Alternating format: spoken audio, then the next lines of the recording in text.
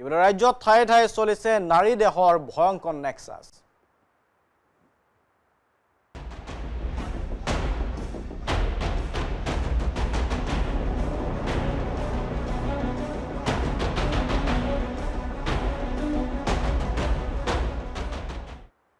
মহানগৰীৰ পিছত এবাৰ বকো বৰপেটা ৰোডতো উৎখাত হৈছে ডে ব্যৱসায়ী চক্ৰ বৰপেটা ৰোডত ডে ব্যৱসায়ী জড়িত 3 যুৱতীক আটক কৰিছে আৰক্ষীয়ে দক্ষিণ কামৰূপৰ ছয়গাঁৱৰ হোটেলতো অভিযান চলালে আৰক্ষীয়ে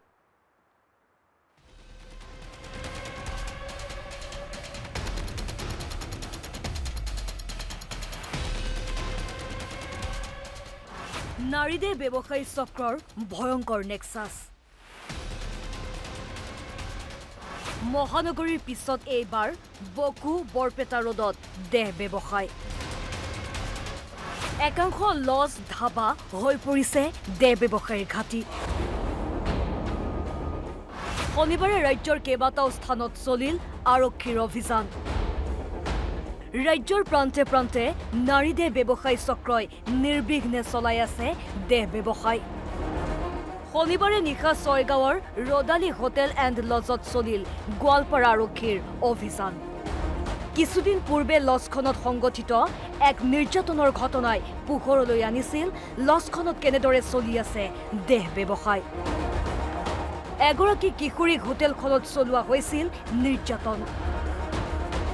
ঘটনাৰ পিছতে লজৰ বিৰুদ্ধে প্ৰতিবাদত নামিছিল স্থানীয় ৰাইজ সৃষ্টি হৈছিল উত্তপ্ত পৰিস্থিতিৰ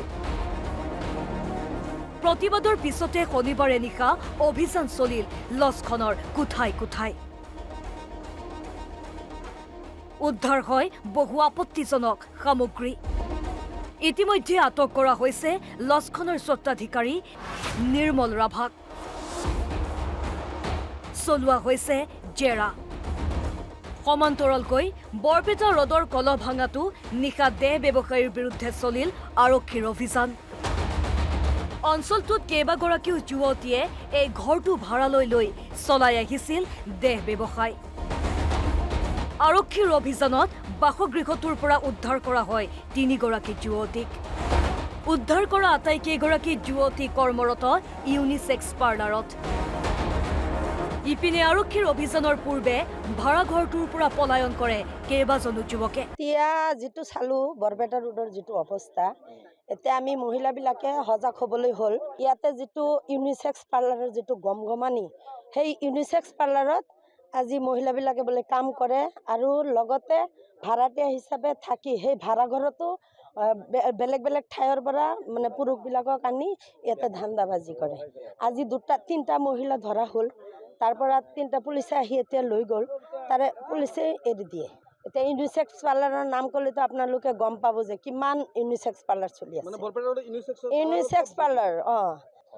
এনেকুৱা যেটো মানে দবদবানি আৰম্ভ হৈছে ইউনিসেক্স পাৰ্লাৰৰ এটা মহিলাবিলাক আৰু ঘৰত থাকিব নোৱাৰে ইয়াতে বিজনেছত নামি গৈছে দীৰ্ঘদিনে চহৰখনৰ একাংশ ধাবা আৰু ইউনিসেক্স পাৰ্লাৰত মুকলিকৈ দেহ ব্যৱসায় চলাই অহাৰ অভিযোগ ৰাইজৰ এতিয়া প্ৰশ্ন হয় ধাবা আৰু ইউনিসেক্স পাৰ্লাৰত চলি থকা দেহ ব্যৱসায় বন্ধ হ'ব কেতিয়া বকুৰ পৰা প্ৰীতম বায়ন আৰু বৰপেটাৰ পৰা অৰূপ কুমাৰ দাসৰ ৰিপৰ্ট NB নিউজ